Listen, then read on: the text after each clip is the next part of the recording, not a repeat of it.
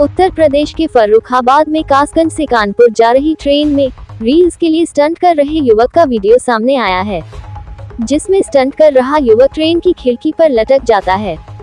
जान की बाजी लगी देख ट्रेन में सवार लोग उसकी जान बचाने को प्रयास करते हैं। ट्रेन रुकने पर युवक गिर जाता है। इस पूरे घटनाक्रम की वीडियो सोशल मीडिया पर वायरल हो रहा है।